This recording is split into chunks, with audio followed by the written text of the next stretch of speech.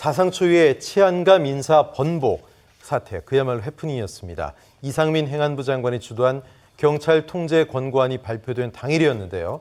경찰 고위직 인사가 2시간 만에 리스트가 나왔다가 바뀌었습니다. 초유의 사태, 윤석열 대통령이 오늘 출근길에 작심 발언, 격앙된 반응을 보였는데요. 자, 어떤 얘기를 했는지 직접 확인해 보시죠. 네, 치안감 인사가 2차례 발표가 됐잖아요. 네. 혹시 관련해서 좀 보고 참 어이가 없는 일이 벌어졌습니다. 경찰에서 행안부로 그 자체적으로 추천한 인사를 그냥 고지를 해버린 거예요. 그건 말이 안 되는 얘기고, 이거 인사권자는 대통령입니다. 그리고 아직 대통령 재가도 나지 않고 행안부에서 또 검토해서 대통령에게 의견도 내지 않은 상태에서 그러한 인사가 밖으로 유출이 되고, 이것을 또 언론에다가 마치 인사가 번복된 것처럼 이렇게 나간다는 자체는 아주 중대한 국기문란 아니면은 이거. 네, 어제 저희 뉴스에서도 속보로 보도를 해드렸는데요. 인사 번복, 그러나 윤 대통령의 표현대로라면 정확히는 번복이 아닌 게 돼버렸습니다. 국기문란, 그것도 중대한 국기문란이라는 상당히 센 워딩을 윤석열 대통령이 했는데, 이게 경찰 측에서 리스트를 올렸다가 사실은 행안부 장관의 결재도 받고 대통령 재가도 받아야 되는데 그거 없이 그냥 발표했다는 거잖아요. 근데 그게 또 전 정권 계속 관행이었다. 참 어이가 없는 일이 벌어졌는데 이게 단순 실수냐, 어떤 의도가 있는 거냐 얘기가 많습니다. 교수님 어떻게 보세요? 네, 뭐 이걸 둘러싸고 입장차가 굉장히 큰 것 같아요. 네. 그러니까 윤석열 대통령 입장에서는 아니 내가 결재도 안 한 거를 가지고 벌써 인사 발표를 다 해버려? 네. 이거 황당하다. 이것이야말로 국기문란 아니냐 이러면서 아주 강도 높은 기강 잡기에 들어간 모양새입니다. 자, 그런데 경찰 입장에서 보면 우리가 더 황당하다라는 입장이에요. 예. 과거에 인사 관례상 대통령에게 결재가 올라갔다라고 하는 것은 이미 청와대와 지금은 대통령실이겠죠. 어느 정도 인사 조율이 다 끝나고 이제 사인만 남은 상황이었다. 과거의 관례도 그래서 3, 4일 전에 이미 당사자들한테 다 통보가 되고 어떤 이임할 준비들을 다 하는 그런 거였기 때문에 이번에도 그런 절차 다 거친 줄 알고 발표한 건데 갑자기 2시간 뒤에 그 발표가 바뀌는 거 보면서 아니 그러면 우리 경찰청장하고 다 합의 끝낸 사항을 지금 위에서 누군가 그러면 이거 뒤집은 거 아니냐 네. 이런 의혹도 여기서 생긴 거고요. 그다음에 또 하나는 과거에는 그렇게 2, 3일 전에 인사를 알려줬기 때문에 어떤 그 이임 준비라든지 이런 걸 다 할 수 있었는데 지금 이번 같은 경우에는 저녁에 발표하고 다음날 그 새 부임지로 출근하라는 거였습니다. 예. 자, 이런 경우를 경찰 입장에서 본다면 한 번도 그런 경험을 한 적이 없는 거예요. 부글부글한 거죠. 그렇죠. 경찰 그렇게 입장에서는. 보면은 예. 이거야말로 좀 그렇지 않아도 경찰의 권한이 커졌는데 네. 뭐 경찰국을 만든다 또는 뭐 경찰청장을 사전에 뭐 면접을 장관이 했다더라 이런 일까지 겹치니까 이거 이 높은 우리로 따지면은 거의 뭐 검찰로 따지면 지검장급 아닙니까? 네. 이 지검장급 인사를 하는 그런 고위급 인사인데 이거 한마디로 얘기하면 쉽게 얘기해서 기강 잡으려고 네. 지금 뭐 이리 가라 저리 가라 그런 거 아니냐. 예. 그래서 그동안에 이제 그 경찰에 대한 통제 강화 이 부분에 대한 불만이 이번 인사 과정에서 쏟아져 나오는 그런 지난 정권은 문재인 정부와 검찰의 충돌의 시간이었다면 예. 현 정부는 이거 정권 들어서자마자 대통령실, 그러니까 행정부와 정부와 경찰의 충돌로 지금 비춰지는 모양새로 가고 있기 때문에 과연 이 사태가 어디까지 갈지 지켜볼 대목인 것 같습니다. 네. 발표가 되고 2시간 동안 뭐 정정도 없었습니다. 그리고 2시간 동안 보이지 않는 손이 작용한 거 아니냐 이런 의심을 하는 눈초리가 있고 또 이 시기가 아주 묘하게도 경찰 길들이기의 일환이다 또는 뭐 거대해진 경찰에 대해서 힘을 빼려고 하는 거다 이런 얘기들이 있는데 김대현 평론가 어떻게 보십니까? 원래 이 고위직 공무원들에 대한 인사는요. 네. 역대 정권 모두 다 보이지 않는 손이 저는 작용해 왔다고 개인적으로 네. 봅니다. 그런데 그것이 어떻게 작용하느냐가 중요한 거죠. 예. 예를 들어서 정상적인 루트를 통해서 작용을 하느냐 아니면 비정상적인 루트를 통해서 작용하느냐가 문제의 관건이 될 겁니다. 네. 우선 제가 이 윤석열 대통령이 아침에 이제 도어 스태핑 하시면서 이렇게 발언한 부분에 대해서 조금 안타까운 부분은 네.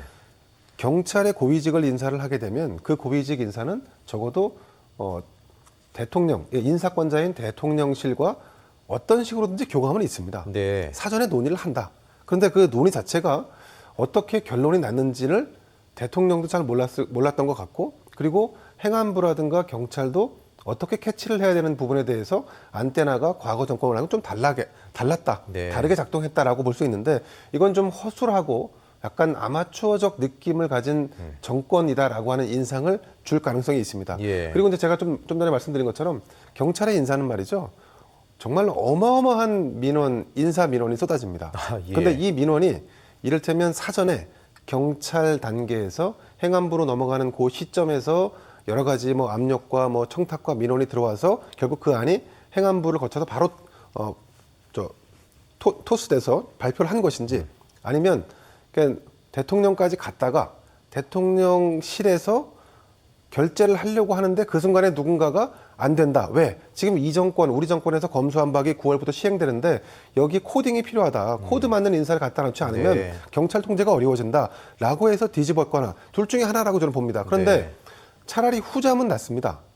그 대통령이 누군가에게 뭔가를 들어서 스스로 결정하게 된 이 과정이 차라리 낫지. 어쨌든 의중이 개입한 거니까요. 그래서 의중이 예. 인사권자가 어쨌든 의중을 피력한 거죠. 네. 근데 그 전에 이루어져서 마구잡이로 막 이 사람 저 사람 민원이 넣어서 결국 완성된 인사안을 만약에 대통령이 아무것도 모른 채 사인을 했다고 한다면 이건 더 큰 일 아니었을까 뭐 이런 네. 생각을 해봅니다. 예. 그래서 사실 이제 경찰 인사는 뭐 사실 경찰이 부인할지 모르겠지만 일정 정도 코드에 맞는 인사를 한다는 측면에서 볼 때 이건 사실은 온갖 윤핵관을 비롯한 여러 가지 권력의 민원이 투영되는 과정 속에서 결국 대통령이 약간 아마추어적으로 바라봤던 것이 아닌가라고 하는 생각이 좀 들게 합니다. 예. 사실 치안감이면 치안 총감이 이제 청장급이죠. 2명이고 그다음에 치안 정감, 그다음이 치안감 세 번째 상당히 높은 자리입니다.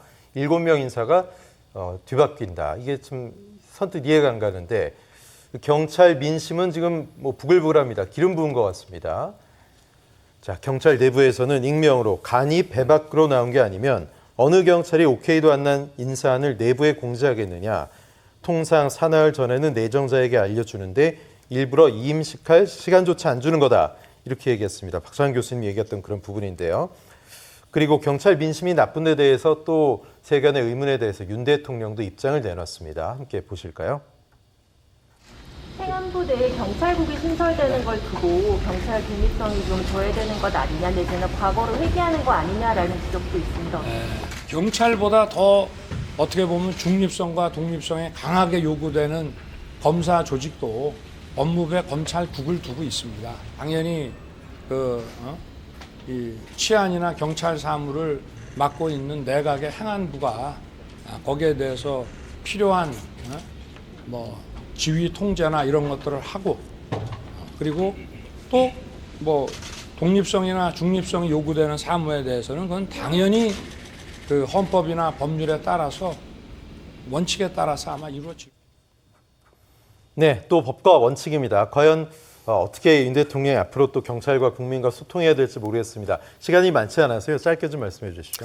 자, 이게 경찰은 말이죠. 이제 지방자치 시대를 맞아서 경찰도 이제 자치경찰 시대로 바뀝니다. 네. 그렇게 본다면 우리나라도 미국의 FBI처럼 연방경찰이 생기고 자치경찰이 생기게 되는데, 저는 이제 지금 대통령의 발언을 보면서 뭐 경찰국을 만들겠다, 뭐 이거 다 뭐 할 수 있습니다. 새로 네. 정권을 잡았기 때문에 시스템을 가미해서 뭐 통제는 아니지만 어쨌든 경찰의 권한을 일정 정도 견제하겠다라고 하는 취지는 이해가 됩니다. 그런데 전체적으로 경찰 사무라는 것이 굉장히 큰 변화와 변동의 이 소용돌이 속에 있는데, 그런 부분들에 대한 어떤 가름말을 타기 전에 일단 그립부터 잡겠다라고 하는 심산으로 이렇게 일을 처리한다 그러면 이건 나중에 우스갯소리로 이런 얘기가 나옵니다. 네. 다음 대통령은 혹시 경찰 출신이 되는 거 아니냐. 왜냐하면 경찰청에 있는 분 중에 정말 살아있는 권력을 수사하는 누군가가 예. 지금 이 타이밍에 등장한다 그러면 그분은 윤석열 전 검찰총장의 길을 걷지 않겠느냐 하는 이런 네. 농담이 나올 정도니까 예. 이런 부분들에 대해서 조금 더 세심하게 바라볼 필요가 있겠다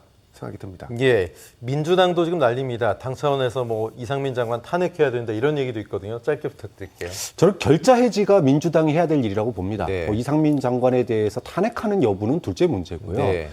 검수완박, 그러니까 이거 검찰 수사권과 경찰 수사권 조정했지 않습니까? 예. 그러면 경찰의 비대해진 권한을 소위 말해서 중립성과 독립성은 지켜주면서도 예. 민주적 통제가 가능할 수 있도록 제도를 갖다가 정비를 해야 됩니다. 네. 근데 이제 법만 바꿔놓고 제도 정비를 하지 않았거든요. 그러면 법 만드는 사람 따로 있고 실행하는 사람 따로 있는 상황이 돼버렸기 때문에 이런 지금 엇박자들이 나고 있다. 예. 그러면 민주당이 비판만 할 게 아니라 법을 만든 사람들로서 이 어떤 그 소위 말해서 민주적 통제에 관한 이런 부분들도 대통령에게 맡길 것이 아니라 그리고 탄핵만 할 것이 아니라 본인들이 나서서 이 부분을 윤석열 정부와 함께 풀어가는 지혜를 국회가 저는 해 나가야 된다고 보고 민주당도 그런 자세로 접근할 필요가 있다고 봅니다. 알겠습니다. 두 분 말씀 여기까지 듣겠습니다. 김대현 평론가님, 박찬원 교수님 고맙습니다.